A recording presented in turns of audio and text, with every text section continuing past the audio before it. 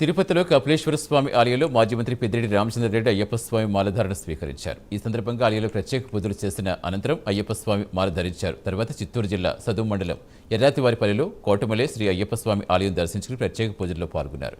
అయ్యప్ప స్వామి ఆశీస్సులు ప్రజలందరిపై ఉండాలని ఆకాంక్షించినట్టుగా తెలిపారు.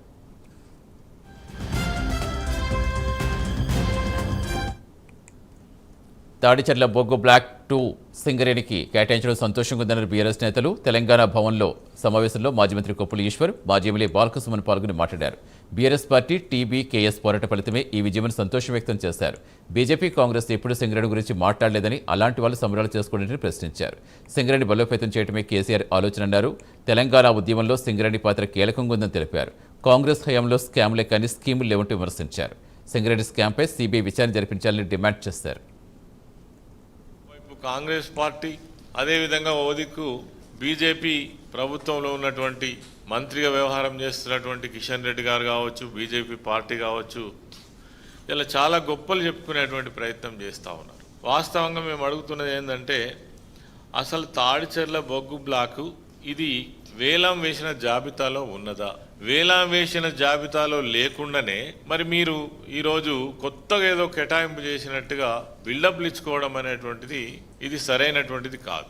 ఎన్నడూ కూడా మీరు సింగరేణి సంస్థ మనుగడ కోసం మాట్లాడలే. స్వయంగా కిషన్ రెడ్డి, బట్టి విక్రమార్క గారు స్వయంగా ఉండి వాళ్ళు టెండర్లు నిర్వహించడం కోసం చిట్టాపట్టాలు వేసుకొని టెండర్ నిర్వహించినటువంటి సంగతి మనం చూసినాం.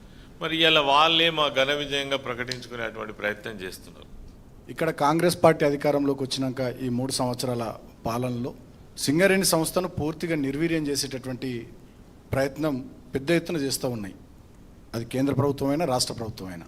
గతంలో కేసీఆర్ గారి నాయకత్వంలో సింగరేణిని లాభాల బాట పట్టించినటువంటి చరిత్ర బీఆర్ఎస్ పార్టీది.